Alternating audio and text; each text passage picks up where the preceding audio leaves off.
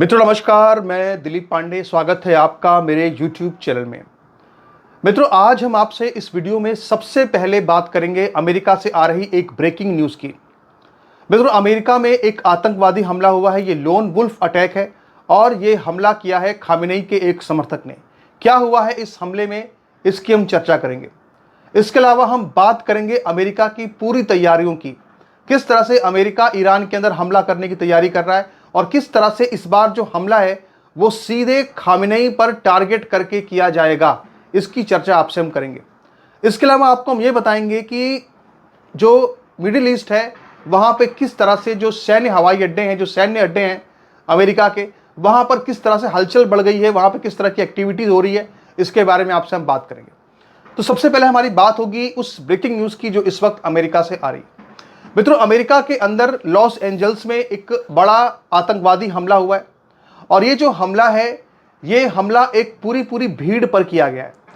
मित्रों, Los Angeles के अंदर बहुत सारे लोग जो कि ईरान के अंदर रिजीम चेंज का समर्थन कर रहे हैं, जो कि ईरान के अंदर मुल्ला मौलवी की सरकार, खामेनेई की सरकार का विरोध कर रहे हैं, उनके ऊपर वो वहाँ पे विरोध प्रदर्शन कर रहे थे लॉस एंजल्स के अंदर। लेकिन उसी वक्त वहाँ पर एक ट्रक जो है वो सीधे आकर के वहाँ पे भीड़ को उसने रौंद दिया और ये जो ट्रक था, इस ट्रक पर लिखा हुआ था नो शाह और डोंट रिपीट 1953। यानी ये जो ट्रक था, इस ट्रक पर सीधे सीधे एक पॉलिटिकल मैसेज लिखा हुआ था और इस पॉलिटिकल मैसेज का मतलब ये था कि नो शाह, यानी कि जो शाह रजा पहलवी जो कि लगातार इस वक्त कह रहे हैं कि ईरान में सत्ता बदलनी चाहिए, उनको ईरान में नहीं लाना चाहिए। और दूसरी बात उसमें यह कही गई है इस पूरे पॉलिटिकल मैसेज में कि 1953 में जिस तरह से जो प्रधानमंत्री थे उस वक्त के ईरान के, मोहम्मद मोसादेद, तो उनको हटाकर जिस तरह 1953 में सीधे मोहम्मद रजा शाह पहलवी को वहाँ बैठा दिया गया था ईरान के अंदर, तो कह रहे हैं कि 1953 जैसा आपने जो काम किया था वो इस बार आपको नहीं करना है। तो ये एक पूरा पॉलिटिकल मैसेज देते हुए एक ट्रक को सीधे भीड़ के ऊपर चढ़ा दिया गया और ये एक पूरी तरह से एक कायराना, एक आतंकवादी हमला, एक लोन वुल्फ अटैक है। और ऐसा नहीं कि ये कोई ऐसा हमला है कि जो कि जिससे कि परिचित नहीं है अमेरिका। पिछले साल भी वहाँ पे शमशुद्दीन नाम के एक व्यक्ति ने हमला किया था। बिल्कुल ऐसे ही उसने 14 लोगों को मार दिया था ट्रक से कुचल करके और लगभग 57 लोगों को घायल कर दिया था। तब नया साल का जश्न लोग मना रहे थे। तो ये एक बड़ी घटनाक्रम है जिसपे कि हम यहाँ पे बात कर रहे हैं। इसके अलावा अमेरिका के अंदर लगातार ये कहा जा रहा है, ट्रंप लगातार ये कह रहे हैं कि कभी भी ईरान पर जो है हमला हो सकता है। लगातार चौथी बार उन्होंने बयान दिया है। और सबसे बड़ी बात यह है, सबसे महत्वपूर्ण बात यह है कि ईरान को लेकर के कल मंगलवार को ट्रंप एक मीटिंग करने जा रहे हैं। इसमें पेंटागन के जो अधिकारी हैं वो अमेरिका को इस बात की पूरी ब्रीफिंग देंगे कि आखिर ईरान पर हमला किस तरह से किया जाएगा, ईरान को किस तरह से इस बार पूरी तरह घेर करके, खासकर जो हमला है वो टारगेट सीधे खामेनेई पर होगा। खामेनेई पर टारगेट क्यों होगा ये समझना बहुत जरूरी है। देखिए, अभी तक भी वहाँ पे लगभग 15 दिन हो गए, लगातार आंदोलन वहाँ पे अभी भी चल रहा है। 2000 से ज़्यादा लोग वहाँ पे मर चुके हैं। लगभग कह रहे हैं कि 10,000 से ज़्यादा लोग वहाँ पे इस वक्त जो है गिरफ्तार कर लिए गए हैं। यहाँ तक की स्थिति है कि अस्पतालों में जो घायल प्रदर्शनकारी हैं उनको तक को पकड़ करके वहाँ की जो फोर्स है वो ले जा रही है। लेकिन इसके बाद भी, इतने बड़े विरोध प्रदर्शन के बाद भी, जो इतने लोग मर गए, इसके बाद भी ये जो आंदोलन है ये अभी तक सफल क्यों नहीं हो पाया? ये अभी तक सफल इसलिए नहीं हो पाया है क्योंकि जो खामेनेई है वो एक मौलवी है। और मैंने आपसे पहले भी कहा था कि जो इस्लाम का सबसे सच्चा सिपाही होता है, सबसे बड़ा जो कमांडर होता है वो मौलवी होता है और वो इतनी जल्दी से कभी भी पीछे नहीं हटेगा। वो अपनी जान दे देगा, यानी कि वो क्या करेगा कि प्राण अपने खुद को कुर्बान कर देगा कि 72 उरे मिले, लेकिन वो कभी भी जो है वो सरेंडर नहीं करेगा, ना कभी भी भागेगा वो। तो अब मैंने आपसे ये बात कही थी, तो आप देखते हैं क्या होता है कि ये खामेनेई भागते हैं कि नहीं भागते हैं, इस पर हम आगे देखेंगे। लेकिन इस बार जो हमला है वो हमला सीधे खामेनेई पर इसलिए होगा क्योंकि खामेनेई भाग नहीं रहे। अब तक जो है ट्रंप इतनी देर से इंतजार करते रहे, इतने दिनों तक, कि शायद खामेनेई खुद ही भाग जाएं और अमेरिका को कुछ भी ना करना पड़े। अगर वो खुद ही भाग जाते तो जाहिर सी बात है कि उस समय वहाँ पर जो फौज है उसका मनोबल अपने आप से टूट जाता, क्योंकि फौज ये कहती है कि जो सबसे बड़ा लीडर है खमैनी, जब वो खुद ही भाग गए, जब वो खुद ही छोड़ के चले गए, तो आखिर हम क्यों यहाँ पे लड़ें, तो हम भी क्रांति के साथ हो जाते हैं। लेकिन अभी तक चूंकि ऐसी स्थिति नहीं है, अभी भी खामेनेई बिल्कुल ताकत से वहाँ पे खड़े हैं और कुचल रहे हैं, वहाँ पे लोगों को मार रहे हैं। तो ऐसी स्थिति में अब एक ही विकल्प बचता है और वो विकल्प ये बचता है कि अमेरिका सीधे हमला करके खामेनेई को हटाए, बिल्कुल वैसे ही जैसे कि वेनेजुएला में निकोलस मादुरो के साथ किया गया था। बिल्कुल कुछ ऐसा ही ऑपरेशन ईरान के अंदर अमेरिका प्लान कर सकता है। और ये बात इसलिए ज़्यादा गंभीर है क्योंकि आप ज़रा इस बात को गौर से देखिए कि इतना बड़ा ईरान है जहाँ पर कि 200 शहरों में इस वक्त जो है प्रोटेस्ट चल रहा है, 200 शहरों में लगातार वहाँ पे लोगों को कुचला जा रहा है। तो एक साथ 200 शहरों पर तो हमला नहीं करेगा अमेरिका। तो ऐसी स्थिति में जाहिर सी बात है कि वो उस मेन केंद्र बिंदु पर हमला करेगा, उस मेन सेंटर पर हमला करेगा, जहाँ से एक बार अगर उसको हटा लिया जाए तो सारी जो पूरी ईरानी इस्लामी तंत्र की जो पूरी व्यवस्था है वो अपने आप चरमरा कर गिर जाएगी। जैसे ही शाह हटे, जैसे ही खामेनेई हटेंगे, वैसे ही जो है ईरान की जो क्रांति है वो सफल हो जाएगी। तो ऐसी स्थिति में अब अमेरिका जो बड़ी प्लानिंग के तहत जल्द ही कोई बड़ा डिसीजन लेकर के ईरान पर हमला कर सकता है।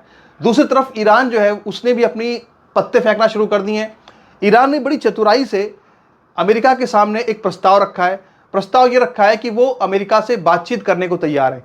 ये बात इसलिए कही जा रही है ताकि ईरान के अंदर जो लोग आंदोलन कर रहे हैं उनका मनोबल टूट जाए और वो लोग ये सोचे, उनके मन में ये बात आए कि देखो हम तो सोच रहे थे कि ट्रंप जो है हमें बचाने आएंगे, लेकिन ट्रंप तो जो है सीधे खामेनेई से बात कर रहे हैं।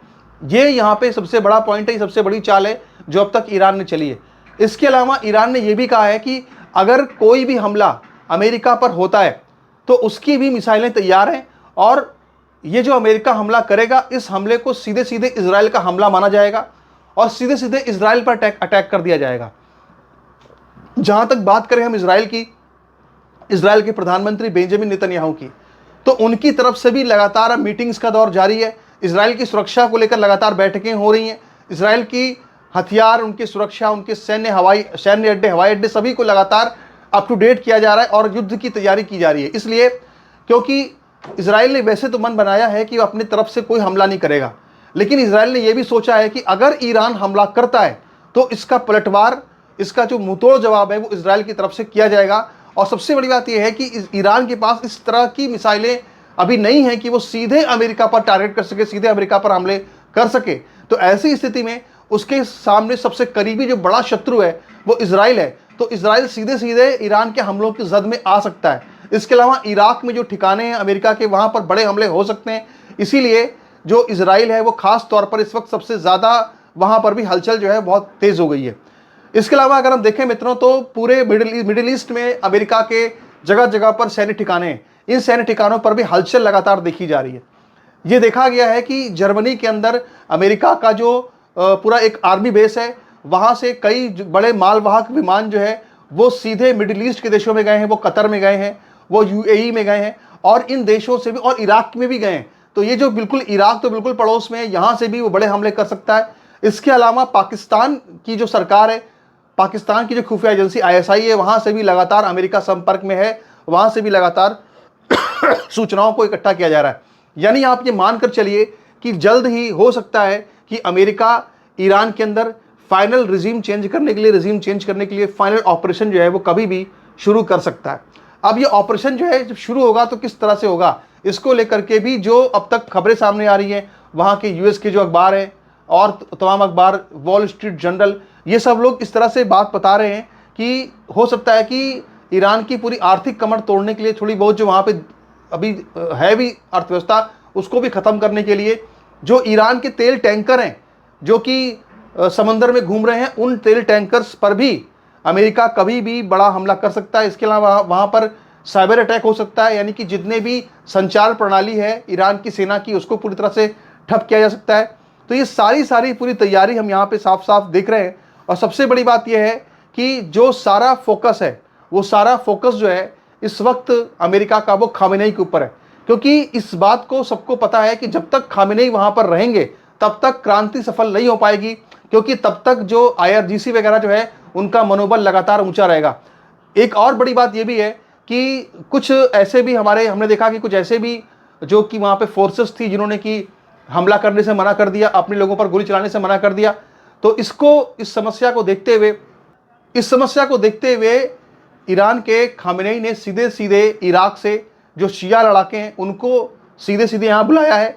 एक तरह से कहो कि उनको इम्पोर्ट किया है, और वो एक वहाँ पे एक रज़ा की दरगाह करके है, और उस दरगाह के बहाने वो लोग जो शिया लड़ाके थे वहाँ पे आए हैं ईरान में, और वो भी वहाँ पर जो है पूरा कत्लेआम कर रहे हैं। यानी कि अगर देखा जाए तो बुरी तरीके से पूरी क्रांति को कुचला जा रहा है, और इसमें पूरी दुनिया अभी देख रही है। अमेरिका लगातार बड़े बड़े दावे कर रहा है, पर अब तक भी अमेरिका ने कोई हमला नहीं किया है। लेकिन कल जो मीटिंग की चर्चा की जा रही है, कल जो मंगलवार को बड़ी अहम मीटिंग होने जा रही है अमेरिका में, और इस मीटिंग में यह तय हो जाएगा कि किस तरह से ईरान पर हमला होगा। और सबसे बड़ी बात यह है कि ईरान के लिए सबसे बड़ी चुनौती खामेनेई को बचाना होगा, क्योंकि अगर खामेनेई, आप याद कीजिए लेबनान में क्या हुआ था। लेबनान में ही आपने देखा होगा कि वहाँ के जो हिजबुल्लाह के सबसे बड़े लीडर थे, उनको वो भी वहाँ से भागा नहीं, बल्कि उसको भी सीधे मार दिया। यानी कि आप देखिए, जितने भी जो इस्लामिक जो आतंकवादी होते हैं, आपने देखा होगा अक्सर कि वो मरना पसंद करते हैं, क्योंकि उनको लगता है कि मर जाएंगे तो हमें 72 हूरें मिलेंगी और जन्नत मिलेगी। इसीलिए यहाँ पर भी लग रहा है कि यहाँ पे काम ऐसे बनेगा नहीं, यूएस को यहाँ पर एक बड़ा अटैक करना पड़ेगा, और इसकी तैयारी पूरी यूएस जो है लगातार कर रहा है। नमस्कार।